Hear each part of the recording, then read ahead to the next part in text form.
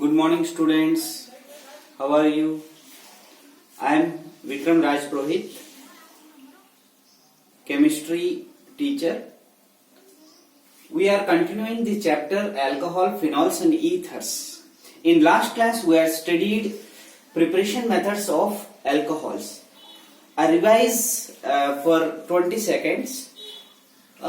In which we had in the preparation methods of alcohols, we had studied the preparation methods number 1, that is from alkenes, in which two sub preparations were studied, that is by acid catalyzed hydration, and second one is hydroboration oxidation.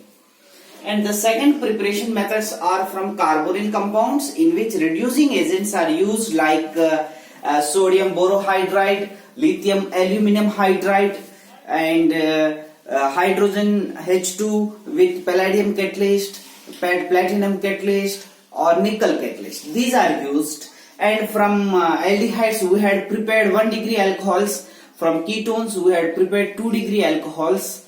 Okay. And from carboxylic acids we had prepared 1 degree alcohols by using these reducing agents. आपको reducing agents याद रखना है और किससे क्या बन रहा है वो याद रखना है आपको.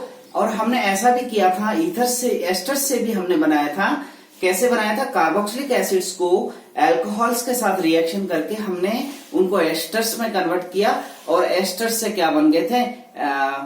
1 डिग्री अल्कोहल्स हमने बना दिया. ठीक है. और थर्ड मेथड ऑफ प्रिपरेशन हमने पढ़ा ग्रिग्नॉर्ड रिएजेंट्स के साथ, जो कार्बोनिल ग्रुप से रिएक्शन करता है और फॉर्माल्डिहाइड 1 डिग्री देते हैं, एल्डिहाइड्स जो है वो 2 डिग्री देते हैं और जो कीटोन्स है वो 3 डिग्री अल्कोहल्स देते हैं. तो ये चीजें हमने स्टडी की है. तो अब हम इसको आगे बढ़ाते हैं, जिसके अंदर हम क्या पढ़ने वाले हैं? Preparation methods of phenols. तो आज हम पढ़ेंगे प्रिपरेशन मेथड्स ऑफ फिनॉल्स. तो मैं यहां पे लिख रहा हूं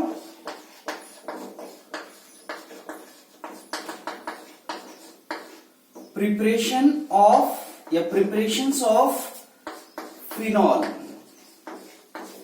देखो ये मेथड्स कैसे पढ़ना है हमें. First preparation from hello arenes. Hello arenes क्या होता है? जो बेंजीन रिंग के ऊपर एराइल कंपाउंड के ऊपर हेलोजन होना. I am taking an example. देखो ये रिएक्शंस बहुत ही इंपॉर्टेंट है. जब आपको रिएक्शन लिखना आ जाता है तो उसको थ्योरी भी आप लिख सकते हैं. तो दिस इज ए क्लोरोबेंजीन. तो मैं यहां पे ले रहा हूं क्लोरोबेंजीन. ये एक हेलोएरिन है. This is fused with sodium hydroxide. This is fused with sodium hydroxide at the pressure. This reaction हमने ये रिएक्शन किया था, आपको याद है तो, है ना? कैसे किया था? जो इलेक्ट्रोफिलिक सब्स्टिट्यूशन रिएक्शंस हमने पढ़ा था, जिसमें ये पढ़ा था ये आसानी से रिएक्ट नहीं करता है. The हेलोएरिन्स doesn't give easily the electrophilic substitution reactions. यहाँ पे ये जो है वो इलेक्ट्रोफाइल है. तो इसके लिए हमारे पास 300 और 320 कोई भी यूज कर सकता है. तो मिनिमम 300 केल्विन टेम्परेचर देना है. जब ये कंडीशन देंगे तो इससे फ्यूज होके ये क्या बन जाएगा? सोडियम फिनॉक्साइड बन जाएगा. O- Na+, ऐसा एक कंपाउंड बनेगा जो एसिड के साथ रिएक्शन करेगा और दैट विल फॉर्म फिनॉल. तो ये आपके बन गया फिनॉल और ये है सोडियम फिनॉक्साइड. तो देखो ये रिएक्शन कैसे है ना, बहुत इजी रिएक्शन है. Chlorobenzene reaction fused with sodium hydroxide in the presence of 623. This is condition 623 atm pressure, 300 kelvin temperature. तो यहाँ पे बनेगा sodium phenoxide which is further the sodium is replaced by acid. H+ भी लिख सकते हैं आप. और ये क्या बन जाएगा? फिनॉल बन जाएगा. ठीक है. तो ये नोट कीजिए, फर्स्ट प्रिपरेशन है, इसको मिटा देता हूं मैं. सेकेंड प्रिपरेशन जो है दैट इज फ्रॉम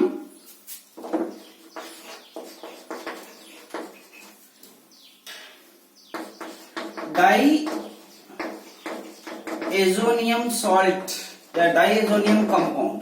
स्टूडेंट्स, आप सबको पता है कि डाईएजोनियम कैसे बनाते हैं, है ना, लास्ट चैप्टर में हमने पढ़ा है कैसे बनाते हैं। सबसे पहले आपको क्या लेना है, एनिलीन लेना है, NH2 लेना है, दिस इज एनिलीन। और एनिलीन जो है it is reacted with, aniline is reacted with NaNO2 plus HCl, sodium nitrite और HCl, इसका कॉम्बिनेशन यूज करना है। इस कॉम्बिनेशन को हम नाइट्रस एसिड भी बोल सकते हैं, नाइट्रस एसिड। ये क्या होता है, नाइट्रस एसिड होता है। नाइट्रस एसिड का फॉर्मूला क्या होता है, HNO2, this is nitrous acid. इन दोनों का, ये सॉलिड है और ये HCl गैस है, इन दोनों को रिएक्शन करेंगे तो क्या बनेगा, HNO2 बनेगा, नाइट्रस एसिड बनेगा। तो if I react this with nitrous acid at lower temperature that is 273 to 278 kelvin, तो मुझे डायज़ोनियम सॉल्ट बनेगा। देखो क्या बनेगा, N2 प्लस Cl माइनस, इसको बोलते हैं बेंजीन डाईएजोनियम क्लोराइड। अब मैंने कहा था बेंजीन डाईएजोनियम क्लोराइड जो है बहुत ही इंपॉर्टेंट कंपाउंड है, जिसके थ्रू हम बहुत सारी चीजें बना सकते हैं। जब हमने प्रिपरेशंस ऑफ हेलो एरिन्स पढ़ा था तो हमने क्लोरोबेंजीन, ब्रोमोबेंजीन और इस आयोडोबेंजीन भी बनाया था। तो इसको अगर आप के से रिएक्ट करेंगे तो आयोडोबेंजीन बनेगा, है ना। इसको अगर आप सैंड में रिएक्शन करेंगे तो क्लोरोबेंजीन और ब्रोमोबेंजीन बनेंगे, ठीक है। लेकिन हम इसको वार्म वाटर से रिएक्ट करेंगे, वार्म वाटर। जब ये वाटर यूज करेंगे और डाइल्यूट एसिड जब आप यूज करेंगे, इन दोनों में से कोई भी यूज कर सकते हैं आप, तो ये क्या हो जाएगा, ये पूरा रिप्लेस हो जाएगा और ये जो OH ग्रुप है ये वो यहाँ पे जुड़ जाएगा। इसका मतलब अगर आप डायज़ोनियम क्लोराइड, बेंजीन छोड़ो, डायज़ोनियम क्लोराइड को अगर आप OH से रिप्लेस करना है तो आप वार्म वाटर और डाइल्यूट एसिड यूज करना है, ठीक है। तो ये है सेकेंड मेथड ऑफ प्रिपरेशन। अब हम थर्ड मेथड पे चलें। देखो थर्ड मेथड, ये बहुत ही इंपॉर्टेंट मेथड्स हैं, आपको याद रखना है। देखो स्टूडेंट्स, हम 13 चैप्टर पढ़ेंगे अमाइंस, जिसके अंदर भी ये यूज करेंगे और एक साथ सारे रिएक्शंस हम पढ़ेंगे वहां पे। तो जैसे जैसे आप पढ़ते जाएंगे तो आपके कॉन्सेप्ट्स क्लियर होते जाएंगे,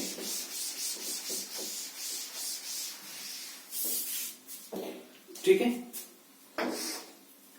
third method, from benzene sulphonic acid, ये भी बहुत ही इंपॉर्टेंट मेथड है, बेंजीन सल्फोनिक एसिड। देखो ये बेंजीन है, तो पहले हम sulphonic acid, benzene sulphonic acid बना लेते हैं। तो जो बेंजीन है उससे हम बनाना है, हमें क्या बनाना है, SO3H, इसको बोलते हैं बेंजीन सल्फोनिक एसिड, ठीक है। जब इससे बनाना है तो वो हम बनाते हैं ओलियम, ओलियम से रिएक्ट करने से। और ओलियम क्या होता है, H2S2O7, इस फॉर्मूला को हम क्या बोलते हैं, ओलियम बोलते हैं। ये जो ओलियम है ये सल्फ्यूरिक एसिड के प्रिपरेशंस में भी काम आता है, जो हम पी ब्लॉक एलिमेंट्स में पढ़ेंगे, जो सल्फर का कंपाउंड्स पढ़ेंगे वहां पे हम देखेंगे, ठीक है। ये एक तरीके का सल्फर का ऑक्सो एसिड है, ठीक है। तो ओलियम जो है H2S2O7 को क्या बोलते हैं, ओलियम बोलते हैं स्टूडेंट्स। तो आप देखिए बेंजीन को ओलियम से रिएक्ट किया तो क्या बन गया, बेंजीन सल्फोनिक एसिड बन गया। अब बेंजीन सल्फोनिक एसिड से हम फिनॉल बनाना है, तो इसके लिए हम सोडियम हाइड्रोक्साइड से रिएक्ट करेंगे। तो जब आप सोडियम हाइड्रोक्साइड से रिएक्ट करेंगे तो ये पूरा जो है वो O-Na+ से रिप्लेस हो जाएगा। क्या बोलते हैं इसको, सोडियम फिनॉक्साइड, है ना, सोडियम फिनॉक्साइड बोलेंगे। ये पूरा फिनॉक्साइड है, ये जो है ये फिनॉक्साइड है ना, फिनॉल का है, H+ हट गया तो फिनॉक्साइड बोलेंगे। तो ये सोडियम फिनॉक्साइड हो गया। अब ये सोडियम फिनॉक्साइड में अगर आप देखो H+ से रिएक्ट करेंगे तो ये सोडियम क्या हो जाएगा, रिप्लेस हो जाएगा, तो बहुत इजी है, जब आप सोडियम फिनॉक्साइड बनाते हैं तो सोडियम फिनॉक्साइड में सोडियम को किससे रिप्लेस करना होता है, H+ से रिप्लेस करना होता है। तो ये क्या बन जाएगा, ये आपका बन गया फिनॉल। ये भी बहुत ही सिंपल मेथड है, ठीक है। तो ओलियम को बेंजीन से रिएक्ट करना है तो ये बनेगा benzene sulphonic acid. It reacts with NaOH to form sodium phenoxide. On reaction with H+ acid, it gives phenol. तो लिख लीजिएगा, नोट कीजिएगा, बहुत ही इंपॉर्टेंट मेथड है, नोट करते जाइए।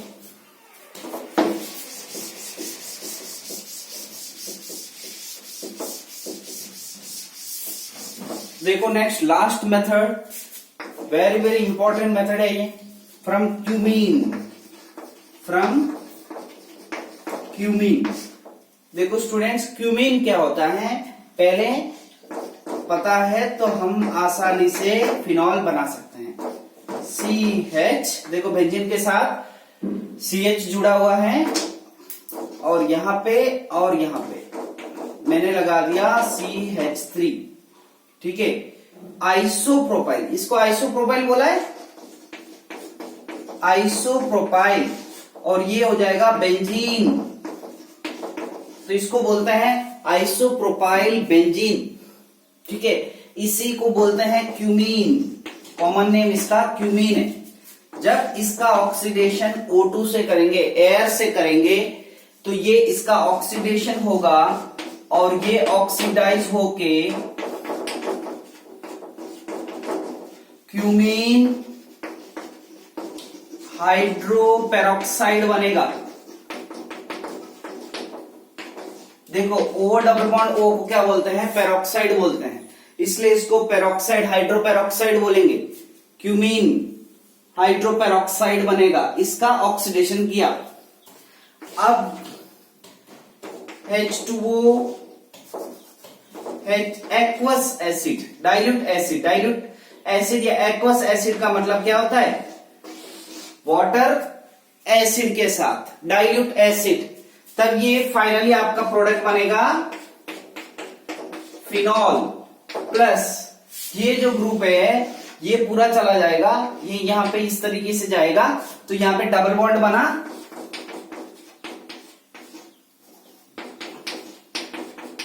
तो साथ में जो बाई प्रोडक्ट है वो क्या बन गया, देखो फिनॉल बन गया। इससे डाइल्यूट एसिड एक्वस एसिड के साथ रिएक्ट किया तो ये बॉन्ड टूटेगा, तो ये यहां अटैच हो जाएगा और ये भी बॉन्ड टूटेगा, दो बॉन्ड टूटेंगे यहां पे, ठीक है। तो ये क्या बन जाएगा, ये तो बन जाएगा ये वाला, और ये OH यहां से लग गया तो क्या बन गया, फिनॉल। तो स्टूडेंट्स यहां पे फिनॉल और ये जो बाई प्रोडक्ट बना है इसका क्या नाम है, एसीटोन है। ये जो बाई प्रोडक्ट बना है इसका नाम है एसीटोन, इसलिए ये रिएक्शन इंपॉर्टेंट है। एक तो क्यूमीन जो है बहुत ही अच्छा प्रोडक्ट बनेगा, इसकी प्योरिटी अच्छी होगी, और ये जो एसीटोन है ये बाय प्रोडक्ट बन रहा है जो एक सॉल्वेंट है, बहुत ही ऑर्गेनिक इंपॉर्टेंट सॉल्वेंट है, ठीक है। तो ये चारों जो है वो प्रिपरेशन मेथड्स ऑफ फिनॉल है, इनको अच्छे से पढ़ना है, ठीक है। हेलोएरिन से बनाया हमने सबसे पहले, सेकंड डाइजोनियम सॉल्ट से बनाया है, और थर्ड जो है वो बेंजीन सल्फोनिक एसिड से बनाया है, और फोर्थ जो है वो क्यूमीन से बनाए हैं। सारे reactions as it is note करना है आपको, ठीक है। सब में क्या बनाया है आपने, फिनॉल बनाया है, ठीक है। किस किस से बनाया है आपको रिएजेंट्स याद रखना है।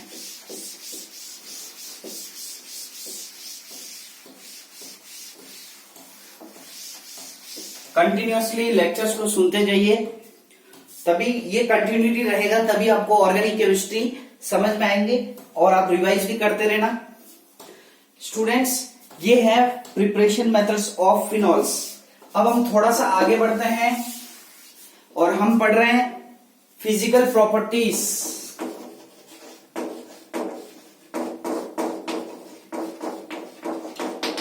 दो फिजिकल प्रॉपर्टीज जो कि बहुत ही इंपॉर्टेंट है, फिजिकल प्रॉपर्टीज ऑफ एल्कोहल्स। देखो एल्कोहल्स, ROH एल्कोहल होता है और ये बेंजीन है, AR लिख देता हूं।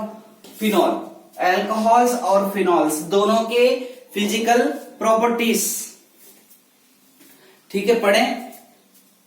Physical properties of alcohols and phenols.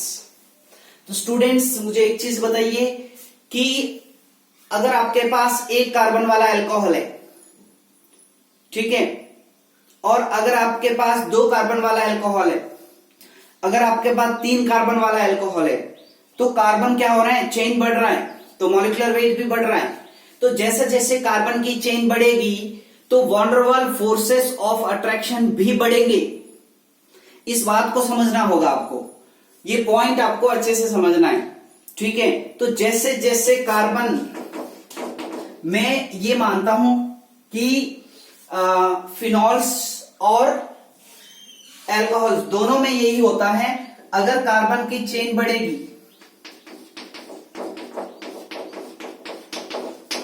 ठीक है, ये एक बार अल्कोहल्स में ले रहा हूं, तो मॉलिक्यूलर वेट बढ़ रहा है, तो इनके बीच में जो है वॉन डेर वाल्स फोर्सेस बढ़ेंगे।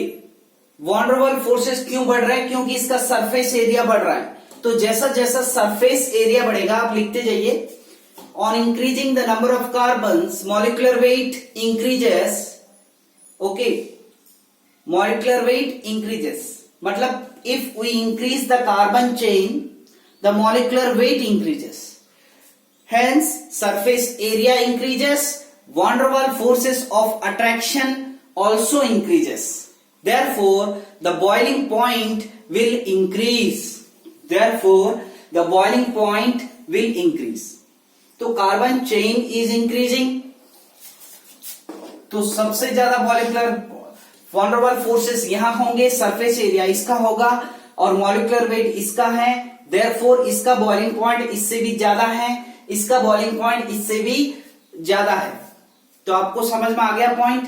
तो यहां पे रीजन है बॉइलिंग पॉइंट का, वो रीजन क्या है, van der Waals forces. Van der Waals forces surface area बढ़ने से इंक्रीज होता है, ठीक है। Van der Waals VANDER WLLAL, तो वॉन डेर वाल्स जो फोर्सेस है आपने लास्ट ईयर पढ़ा है, ठीक है। तो अब दूसरी बात यह है,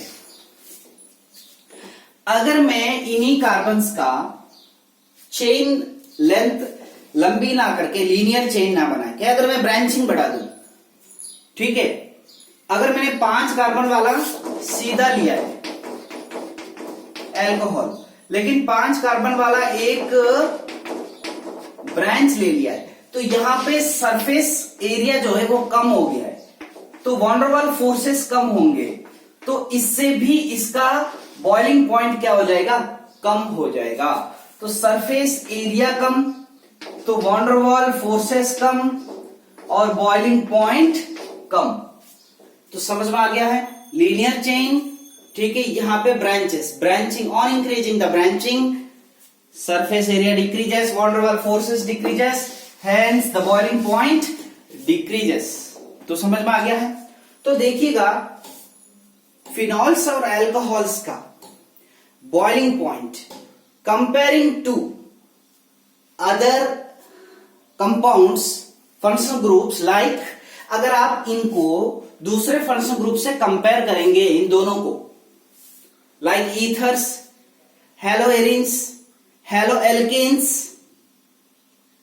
और हाइड्रोकार्बन्स, ईथर्स, हेलोएरिन्स, हेलोएल्केन्स और हाइड्रोकार्बन्स, इनसे अगर आप कंपेयर करेंगे तो इन दोनों का बॉइलिंग पॉइंट ज्यादा होगा, क्योंकि इनमें वॉन डेर वाल्स फोर्सेस ज्यादा है, ठीक है। दूसरा पॉइंट हम चलते हैं, वो है सॉल्युबिलिटी, ठीक है। तो आप एक पॉइंट तो क्लियर हो गया बॉइलिंग पॉइंट वाला, इन दोनों की बॉइलिंग पॉइंट ईथर से, हाइड्रोकार्बन से और हेलोएरिन से, हेलोएल्केन से ज्यादा होता है, क्योंकि इनमें van der Waals forces strong होते हैं एक दूसरे के बीच में, ठीक है। अब हम चलते हैं सॉल्युबिलिटी पे। सॉल्युबिलिटी को समझने के लिए मैं एक स्ट्रक्चर बना रहा हूं, पहले उसको समझिए।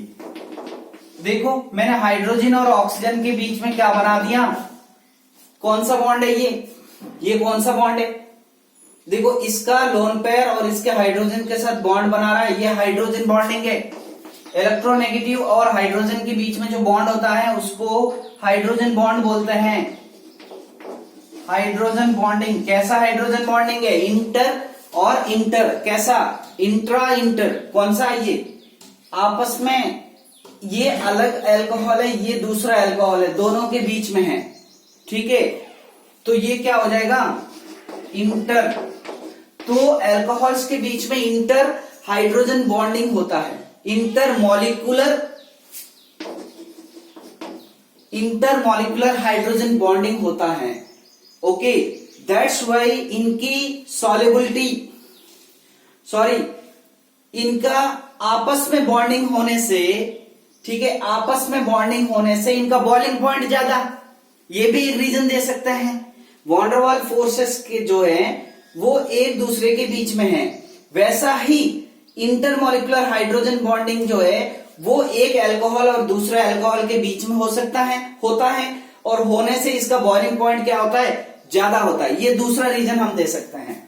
अब इसी तरीके से मैं आपको ये कहना चाह रहा हूं कि सपोज इस हाइड्रोजन के और वाटर के बीच में, ये भी तो इंटरमॉलिक्यूलर हाइड्रोजन बॉन्डिंग है, इंटरमॉलिक्यूलर हाइड्रोजन बॉन्डिंग है। एक वाटर मॉलिक्यूल और अल्कोहल के बीच में कौन सा बॉन्ड होता है, इंटरमॉलिक्यूलर हाइड्रोजन बॉन्ड होता है, ठीक है। तो ये जब बॉन्ड बन जाता है ये वाला, तो इनकी सॉल्युबिलिटी इंक्रीज हो जाती है। The solubility of the alcohols और फिनॉल्स में कैसे होता है, ये फिनॉल है, देखो, तो फिनॉल्स में ऐसे होगा, ये भी इंटरमॉलिक्यूलर हाइड्रोजन बॉन्डिंग है, ठीक है, दूसरे के बीच में है ना, सेम भली हो लेकिन दोनों के बीच में है, ठीक है, आप अंदर ही नहीं है, हमने दोनों पढ़े थे। तो ये भी इंटरमॉलिक्यूलर हाइड्रोजन बॉन्डिंग है, तो ये बॉइलिंग पॉइंट बढ़ाएगा। लेकिन आप अगर वाटर से बनाएंगे, देखो ये देखो वाटर से बना दिया मैंने, तो ये जो है अल्कोहल वाटर के साथ इंटरमॉलिक्यूलर, फिनॉल वाटर के साथ इंटरमॉलिक्यूलर हाइड्रोजन बॉन्डिंग, ठीक है, तो इसके वजह से इन दोनों की सॉल्युबिलिटी ज्यादा होती है due to the intermolecular hydrogen bond.